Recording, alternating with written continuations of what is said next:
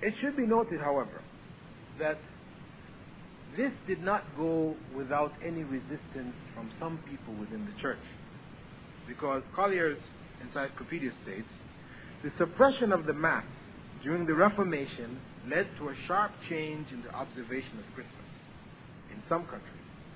In England, the Puritans condemned the celebration, and from 1642 to 1652 issued a series of ordinances forbidding all church services and festivities. This feeling was carried over to America by the Pilgrims, and it was not until the 19th century wave of Irish and German immigration that enthusiasm for the feast began to spread throughout the country. Objections were swept aside, and the old traditions revived among Protestants as well as Catholics. So the church, we find in the 17th century, in England and in Europe, opposed Christmas. They tried to stop it. They banned the celebration. And initially those who went to America, that was their attitude. But because of the fact that Christianity does not have a found or sound basis in revelation that is used as a means of determining right and wrong in terms of its practices, then it becomes a question of what is most convenient, who has the most say, what idea is most popular, and we find the religion changing, to suit the time and the place and the people. This is how it has been traditionally. That's why any efforts to try to go back to the sources of Christianity, to its purity, fails, because the very sources of Christianity in Revelation have been lost. The Christmas tree decorations, the common practice for Christians in Christmas is to make a Christmas tree. Some authorities consider the Christmas tree a survival of pagan tree worship and trace it back to ancient Rome and Egypt.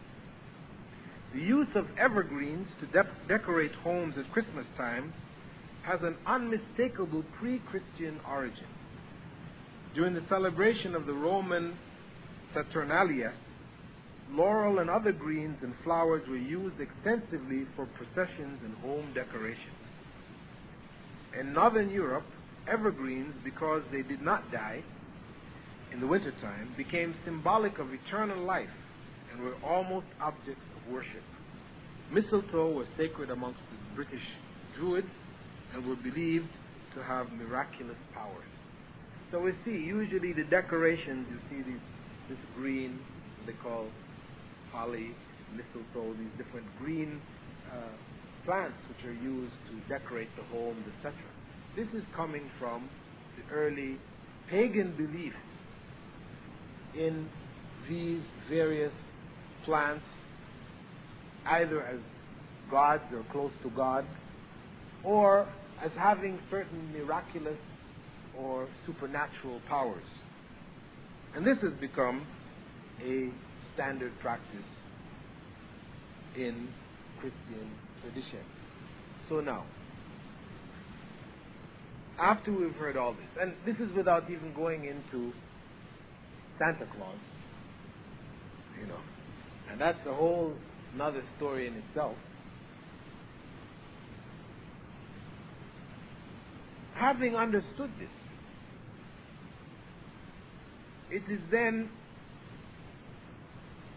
incumbent on those people who consider themselves to be Christians, followers of Christ, those who like to quote John 14, verse 6, I am the way, the truth, and the life. No one cometh unto the Father but by me. I am the way. Jesus' way was the way to be followed. Those who consider themselves Christians should question, are we in fact following the way of Jesus. This celebration of Christmas has nothing to do with the way of Jesus. He neither celebrated his birthday, nor did his disciples celebrate his birthday. And all the pagan practices which have been added to the celebration of Christmas can in no way be pleasing to Jesus, can in no way be considered a part of his way.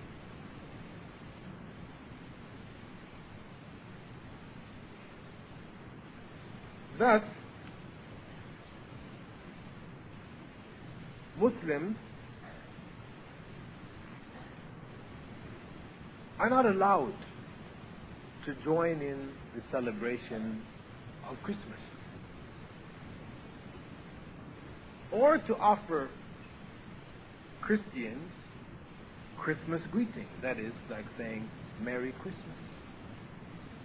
Because such an act, the act of celebrating Christmas, or even giving the greetings Merry Christmas, this would be an open support of paganism. Some people would say, well, Christians, they wish us, Eid Mubarak. When Eid comes, when we have our festival, so why shouldn't we wish them also Merry Christmas?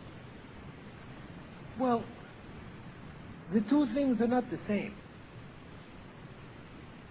A practicing Christian, if you were to ask him or her to join in the celebration or to give the greetings to a Satan worshipper, you have people who call themselves Satan worshippers. They worship Satan as God. And they have their rites and rituals and practices. They have their celebration. It might be, or maybe they're witches or warlocks. You have people around today saying we're witches and we're warlocks. We have our celebrations, we get together, we have these things. For a practicing Christian, if they were asked to join in these celebrations or to offer people the greetings of these times, a practicing Christian would say, no, how could I do this? This is paganism. Something which would obviously be displeasing to Jesus. Muslims are in a similar light with regard to Christmas. How can we share in or offer the greetings to a pagan ritual? No way.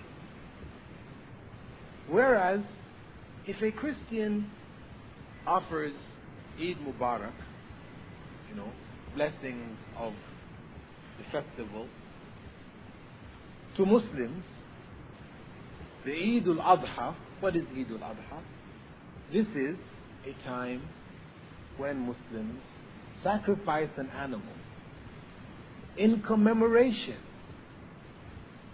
of the sacrifice of Abraham, Prophet Abraham, who is believed in by both Muslims and Christians. That sacrifice which he made, something which is highly admired and honored, this is what is being honored. This is what is being commemorated. So for a Christian to offer Eid greetings, they're not doing anything which is against the religion in the sense of the teachings of Christianity. No. That sacrifice is something confirming part of the belief of Christianity. Similarly, the Eid at the end of fasting, Eid al-Fitr, the period of fasting, this was a practice of Jesus himself. He fasted. And when he broke the fast, he ate, they had a feast.